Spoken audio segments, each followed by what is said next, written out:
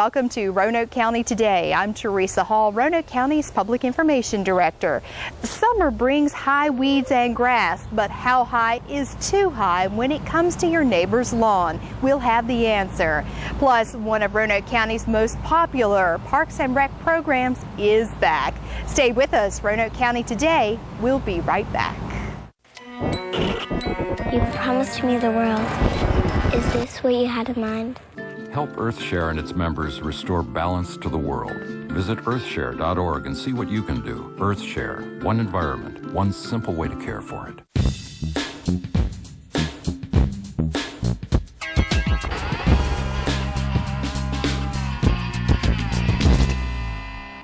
Welcome back. I'm Dan O'Donnell, Assistant County Administrator. We are here in the Roanoke County Dispatch Center with Chris Lawrence, the Town Manager of Vinton, and Bill Greaves, who is the Director of Communication and Information Technology for Roanoke County, and we're here to talk about the combination of the Vinton and Roanoke County Dispatch personnel and equipment. So thank you for being with us today. Thank you. Chris, can you tell us what the major reasons were for combining the two dispatch centers into the Roanoke County system? Yes, back in, I guess, about December of '09, one of the things we were looking at is how do we provide the most cost-effective and best services for our citizens in the town. And one of the things that we were looking at was determining if we could combine a dispatch center, if there was value in that. So we were trying to make sure we could add a higher level of service as well as cost savings to our citizens. Okay. And what process did you use to determine whether that was feasible? We put together a pretty extensive team of staff members from the executive level all the way down to our street level employees from all of the different emergency services as well as the town's public works department to really look at and really dig through all the intricacies of combining something of this magnitude of two separate jurisdictions, communication centers. So we had everybody from police, fire, rescue, the town's public works department, and then as well as our respective managers. And then we went through and really looked at operations, standard procedures, the extensive financial components of both jurisdictions, and then also really wanted to make sure, again, our services were really being improved, but also that our employees are being taken care of by putting two dispatches together. Okay, and the committee consisted of people from both Vinton and Roanoke County? Correct. There was representatives on the team from both jurisdictions. Right. Okay, and how long did the study take to determine the feasibility? The study took about 9 months. We started in April of 2009 and finished up in November of that same year. And then once the study was finally finished, we presented that to the Board of Supervisors and the Town Council in a joint session in November. And ultimately, everything was approved in January of 2010. Wow. So that's a pretty quick time frame to implement it, so congratulations on putting that all together. Between basically in a 6-month period it was implemented, so that is impressive. Can you touch on the study a little bit, tell us what the major conclusions and recommendations of that study were? Through the study on the operations side, we have such a close relationship with the county in terms of our technology and our radios. So the conclusion was, from that operations standpoint, there really was not going to be a big difference there. From our procedures kind of standpoint, each respective department went through all of their procedures, and there were some changes, probably maybe a little more on the town's part because our dispatch was not going to be in our building anymore. But it wasn't anything that we couldn't come to a reasonable conclusion on. And then the other big pieces to the study were the finances. Could you touch specifically on that and what areas both the town and the county will save? Sure. Some of the big areas that we identified were basically the overlapping of infrastructure, so our computers and our software. We both were maintaining and operating separate systems. And our staffing levels with the county staff and the town staff basically doing the same thing just for separate jurisdictions. There was a lot of redundancy in everything, in the equipment, in the personnel, and in the operational aspects that we found. If we were able to put them together and get some economy of scale, we could reduce on both sides, and therefore both organizations could save money and improve service by having much more streamlined. So you're really kind of reducing a duplication of Exactly. services within the same county, two jurisdictions, but within the same county. So, Right. So that is a good way to. And with today's budgets the way they are, we need to look for every dollar we can find. So. Yes. Now, Bill, you were kind of in charge of the county side of the merger and combination of the operations. And where are we now in the process of merging? I'm actually very happy to report that we are now about 1 full week into a fully merged center. We have we started back on June 24th, a week ago, and just at the beginning of a shift, we had the former town employees who now became Roanoke County employees in the dispatch center there that morning, and they've been here ever since. And things, I think, from all accounts, are going very well. That we get reports back from both the town police department, the county police department, and our combined fire and rescue, that things are going well. We've got little issues that we're working through, but they're I wouldn't even call them issues. They're actually just operational things that we need to be remembering as we go through it and get more accustomed to it. Yeah, we've always had a very close relationship with Vinton and our Right. staff, and so I think it was just kind of a logical thing to do given the budgets that we have. I think so, too. Can you tell us about the equipment changes? Obviously, we had to change some things. But because we were so close and already shared a lot of operations, that the equipment piece actually went very well. We were fortunate in a lot of places when we did go through the study. We were looking at these huge budgets of organizations that had to create new buildings and new infrastructure, new radio systems. Fortunately, because Vinton and the county have always worked so closely together, we already had a shared radio system. We already worked together in terms of the same types of equipment, and essentially what we did is, because what we basically did was expand this center here that was already in operation and running smoothly. We added to the capacity here and then brought that personnel over. So we really didn't have to create new equipment. We just had to buy a little bit more of what we were already using. So training went much more smoothly, and the ordering and installation process was just as if we were adding more personnel just to accommodate the county's call volume or whatever. So it went very well. This facility was built for expansion, so there's plenty of room in the dispatch center to expand for the extra positions. Right. So that's gives some credit to the Board of Supervisors for providing the resources for the additional space. Absolutely. We're now growing into. That's exactly right. That's what it feels like, is that we're just more optimizing what we have to work with all around. Now, you talked about the capital costs and equipment expansion. How about the operational costs? Do you have a breakdown of what this does in for the county? in the combined center, the county is roughly paying for about 80% of it, which equates to about a little over $2 million, and then the town is picking up the tab for about $450,000, which for both of us is a cost savings because we were able to share the equipment and the economy of scale and reduce in a lot of areas. So combined, it's about a $2.5 million budget, but if that had been separate, it would have been closer to $3 million broken down. So well, and there is also a huge cost avoidance of future equipment replacement when you only have one center to take care of versus two, so both sides save in that. That's right. In that situation as well. How about the personnel affected now? Vinton used to have their own dispatchers, now they're county employees. How's that working out? Yeah, Vinton had their own dedicated independent dispatch center. We would work with them closely, but it would be sharing of calls and transferring and things. Now what we've done is we were able to transfer the town of Vinton employees who were formerly dispatchers. Now they're Roanoke County employees officially, and they're merged into a larger group of dispatchers so that all of the county dispatchers now can handle all of the Vinton calls. We don't separate them out. Everybody is kind of in the same pool. They go through the same screening process, same training process, and so that way we won't be short-staffed, so to speak, when it's a town-related call. Okay. And have there been changes in the responsibilities for the dispatchers themselves?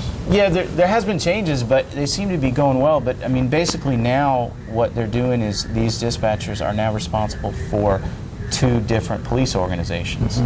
And while police organizations do some things consistently across the board, there are going to be different levels of service and different responsibilities and procedures within each department that they have to learn and have been learning and are going through. And what's really helped is that we have now merged the 2 staffs, so the former town event employees are able to coach previous just Roanoke County employees through what goes on in the town, what makes that unique from the county, and vice versa.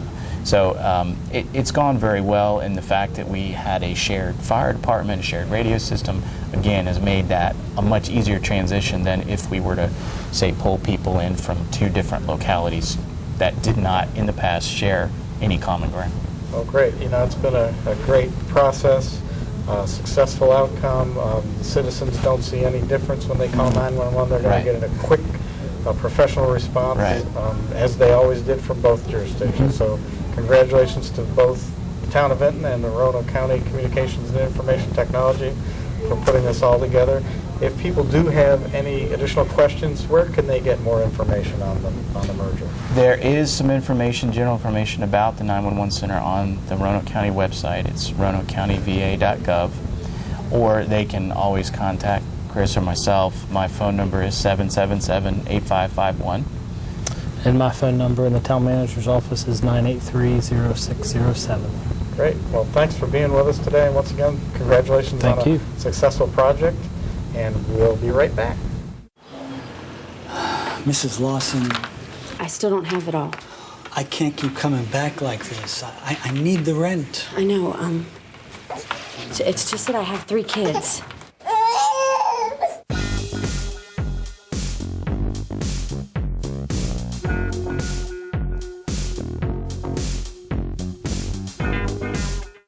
In June, the Roanoke County Board of Supervisors approved the design and construction of a new Glenver Branch Library. Diana Rosapep is Roanoke County's Director of Library Services and is here to share what folks in this area, in the Glenver area, can expect in the coming months. Diana, thank you so much for taking the time out on this actually beautiful day to talk about what is some welcome news for this end of Roanoke County. Well, thank you for having us. We feel like a frequent guest, but we're very happy to be here. Right. Most of the time we're talking about the progress with the South County Library. That's right. And here we are to talk about another project for the county.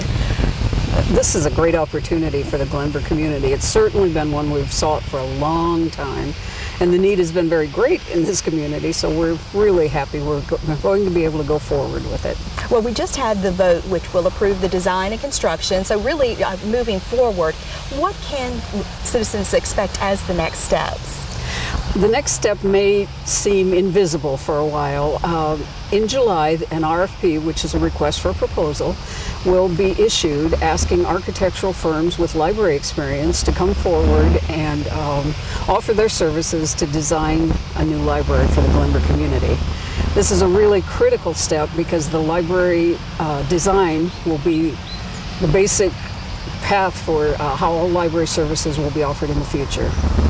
I know that when citizens came forward at the public hearing for this project, a lot was made of the need for a new library. Primarily, what I heard was based on just the fact that this is the community has outgrown the space we have here. There's a need for more space.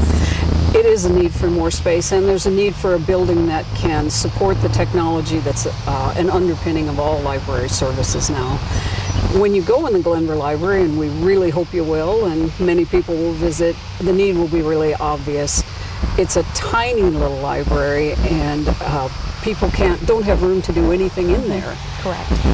There are a lot of issues with it. The collection is cramped. We can't really add anything to the collection without taking something out and selling it, which is not what we want to do.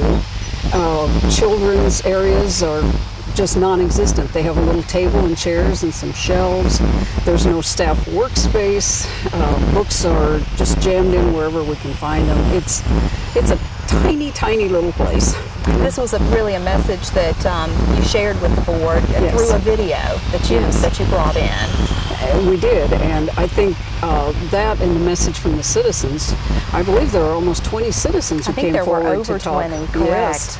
And they all had their own perspectives. I was really impressed with how many of them had different reasons for why this library needed to be replaced. I think a lot of people were surprised at just how many people do use this library. I mean, it's in a location with a lot of large neighborhoods nearby, and it seems like the people are using it.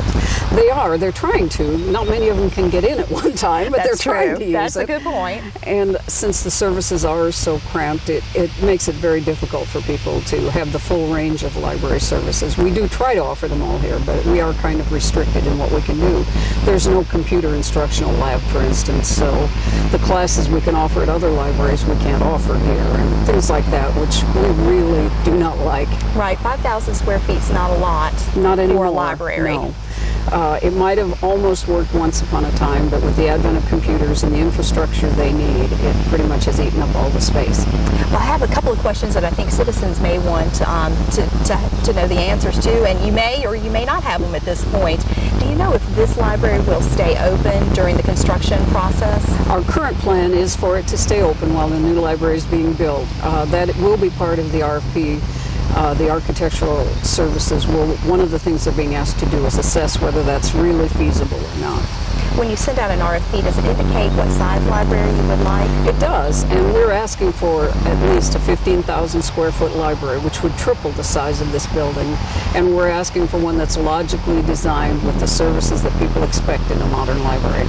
All right, and how long does the RFP process last, and when will we see the next step in this process? An RFP is typically out for about 4 weeks. Okay. After that, there's an assessment of the candidates who have presented their proposals, and then an architect will be signed. All right. So it will be fall before we can take the next step, but that's not very far away. No, that's true.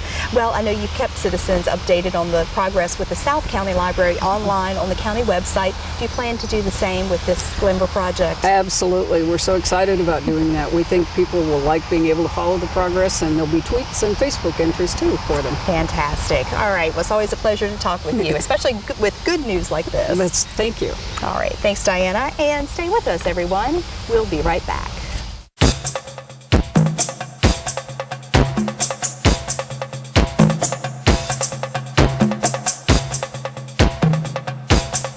Touch a Truck is the most incredible event. This is our second year. Last year we had over 100 vehicles out there, wheels, wings, and water, so you can imagine the type of vehicles, but kids and families got to crawl on them, sit in them, honk the horns, do things with vehicles they never get the opportunity to do. It was a day full of adventure. We will have everything from fire trucks to a jet fighter, to hopefully a helicopter. We will have race cars, we will have solar vehicles out there, plus we will have your everyday vehicles that you see on the streets. We'll have very large trucks, we'll have very small trucks. We'll even have some go-karts, all kinds of vehicles, anything you can imagine, because this year we're aiming to have over 150 vehicles. There will be food vendors there. We will have an activity or two for the children, so if they need to calm down a little bit because they're getting so excited because of everything that's out there, we will have some activities for them. We will have the famous fireman's foam and the water spray so kids can go out there and have fun.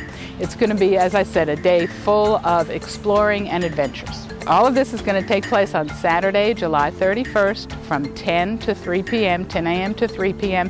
at Green Hill Park in Roanoke County. We have fabulous sponsors who are helping us tremendously. We have Fox 2127 who's going to help us get the word out as well as bring some of their vehicles. We have the Home Builders Association that are helping us recruit some of their members who have fabulous vehicles to bring them out for everybody to play with. We also have the National Association of Women in Construction that will be helping us pull everything together, orchestrate, and make the day fabulous. For more information, they can go to our website at www.roanokecountyparks.com, or they can call our Live, Learn, and Play line at 387-6455.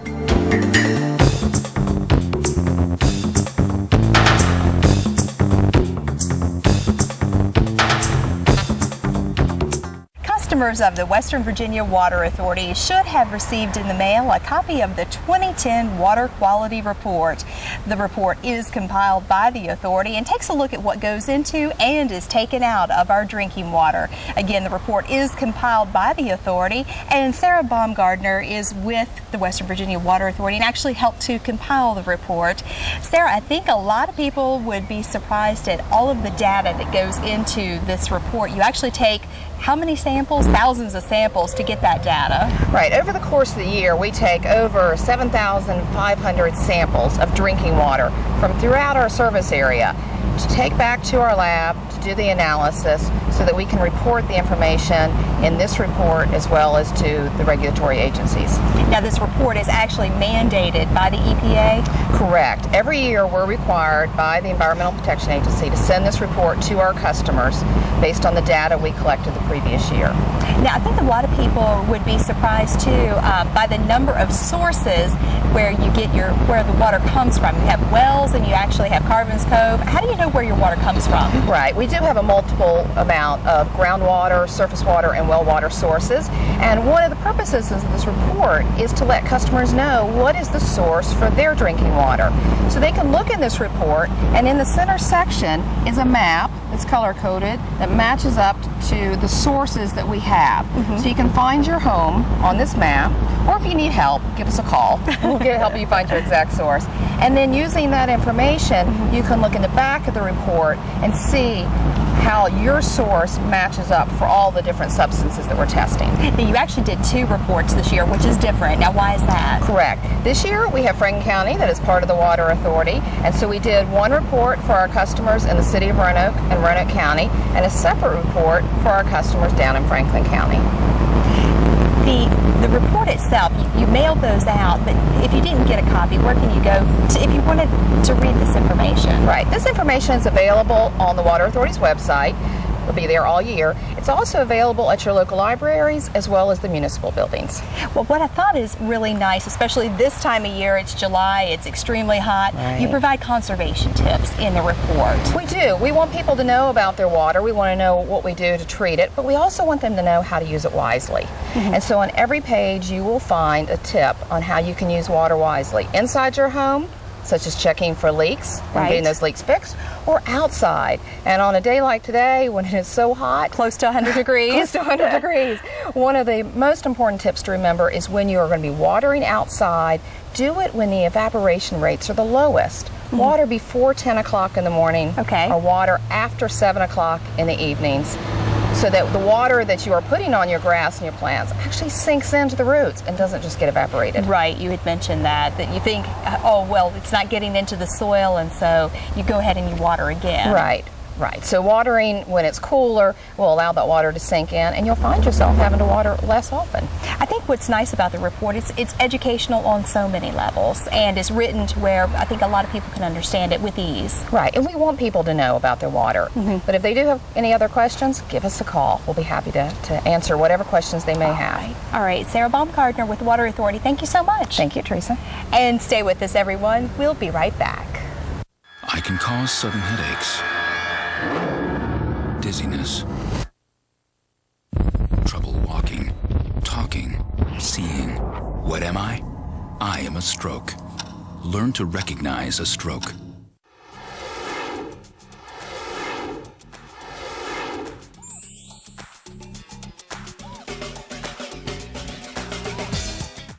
Each summer, Roanoke County takes a number of calls or complaints about high weeds and grass throughout the county, and it's often Bill Richardson in the county's Community Development Department who takes those calls.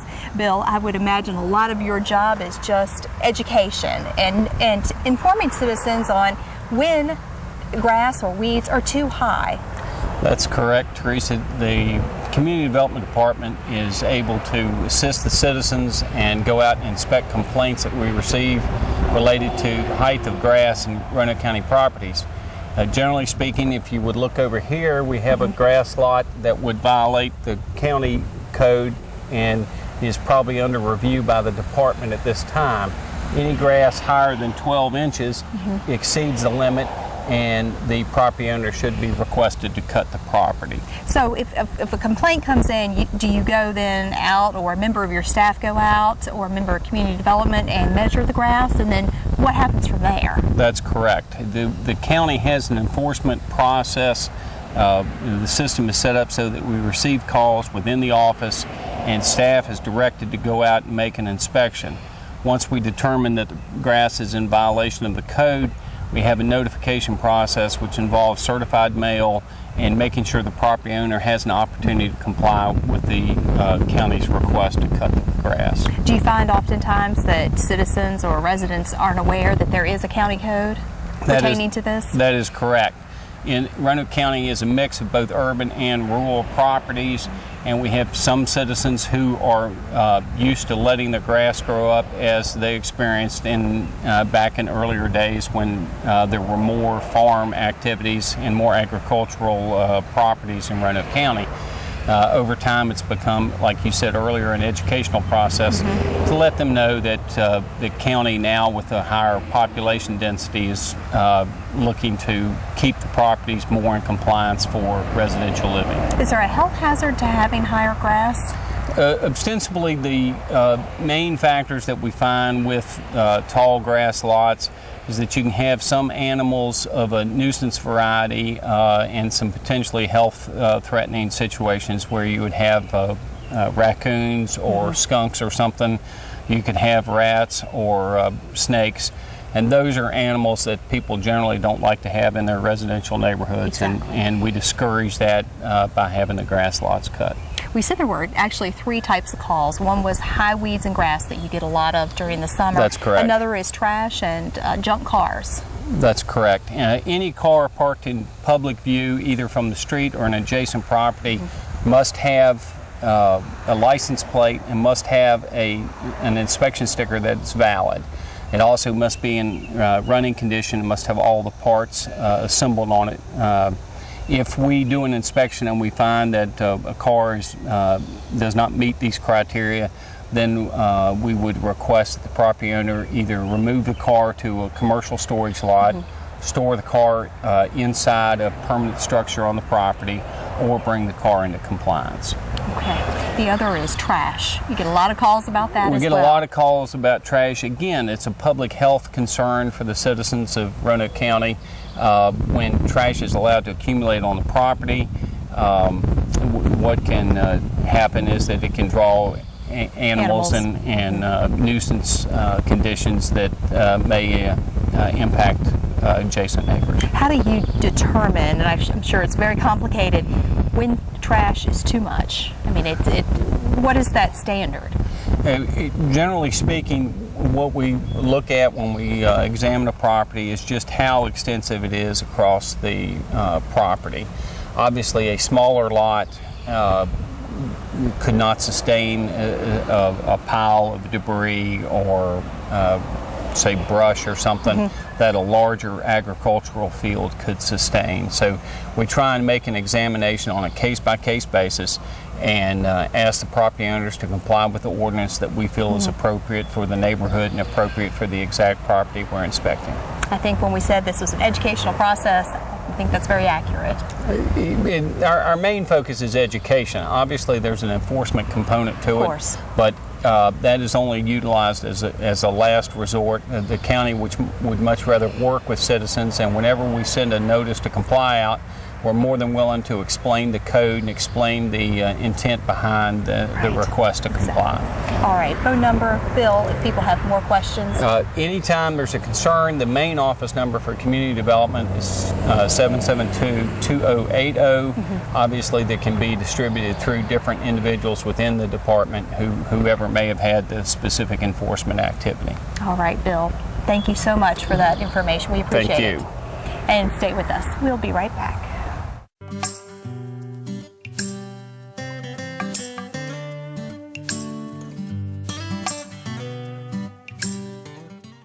That's all for this edition of Roanoke County Today. For more information on Roanoke County events and programming, please visit our website at roanokecountyva.gov. Hope to see you again next month.